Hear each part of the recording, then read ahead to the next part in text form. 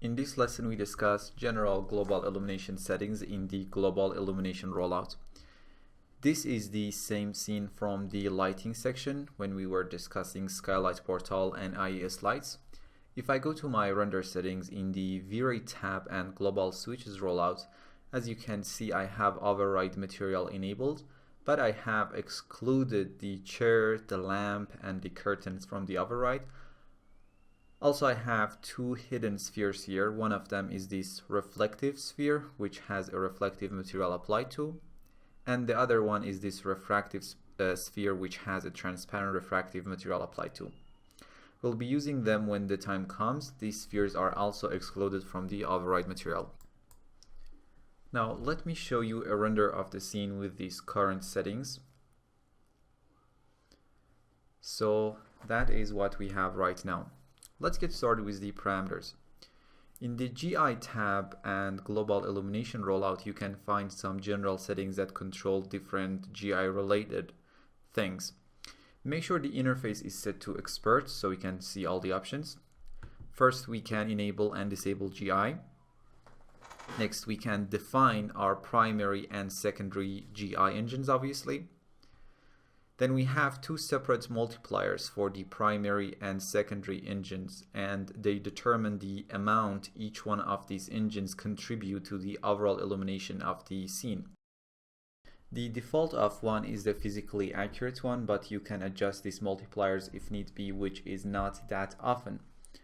Now, if I set the multiplier of my secondary engine to 0.5 and show you the resulting render, you can see the overall illumination gets darker compared to our previous render, and that might be what you want.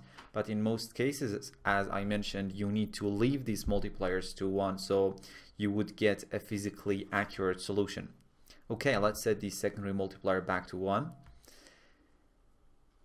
Next, we have refractive and reflective GI caustics. When refractive GI caustics is enabled, indirect lighting can pass through the transparent or refractive objects and cause the caustics effect. Now, let me unhide this refractive sphere, which, as I mentioned, is transparent and has a transparent and refractive material applied to. In the first render, refractive GI caustics is disabled, and in the next render it's enabled, and you can clearly see the caustics effect caused by the transparent sphere. Now remember that this is an indirect caustics, and to get direct caustics we need to enable it from the caustics rollout down here. We'll be covering that later on. Next, we have reflective GI caustics, which, if enabled, allows the indirect light to reflect from the reflective surfaces, but unlike the refractive GI caustics, it's not contributing that much to the scene, so you can turn it off safely in most cases. In the scene, let's go ahead and hide the refractive sphere and unhide the reflective sphere. Now let me show you two renders with reflective caustics off and on. In the first one it's disabled, and in the next one it's enabled. I can barely see any difference. If I zoom in these kind of shadowy areas, you can see the enabled one is ever so slightly brighter, but really not that much. Now let's make sure reflective GI caustics is off. Next, we have saturation, which controls the color saturation in our GI solution. 1 is the normal value, 0 means no color, and anything more than 1 will result in more saturated colors. Now let's go over a few renders. In the first render, the saturation is set to 0. Also, I have just rendered the left side in the image so we can compare it easily with the normal saturation on the right side, and also to save some time.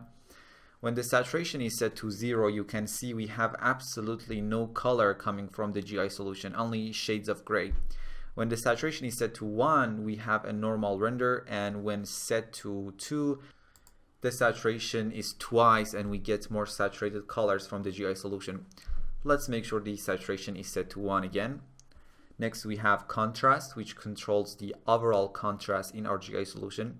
Values less than 1 will make the GI to look more washed out, and values more than 1 will increase the contrast in GI.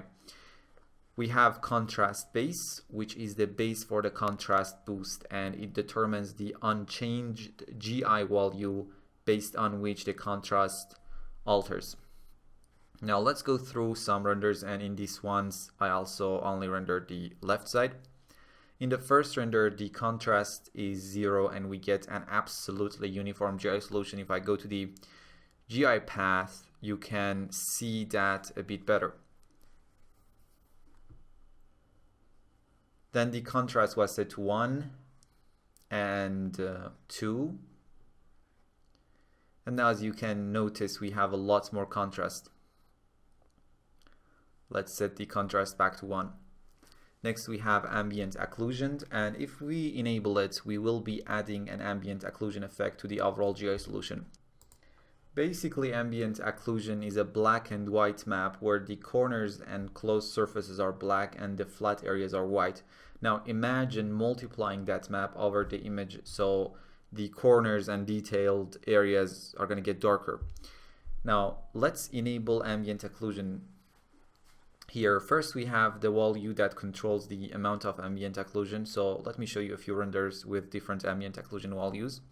In the first one, ambient occlusion is off, and in the next one it is set to 0.8, which is the default value, and you can clearly see those darker details and corners.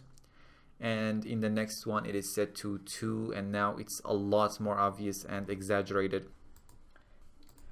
Now in the next render I set the ambient occlusion value to 0.2, and as you can see it adds a lot more detail, but it's not unrealistic like the previous ones with the 0.8 or 2. And I usually don't use ambient occlusion, but if I happen to use it, I try to keep the value very low, because I think sometimes 0.2, 0.3 adds a lot, but without any negative effect on the realism of your image. Next we have radius, which is the radius of the ambient occlusion. Here I have another render with the ambient occlusion set to 2 and radius set to 50.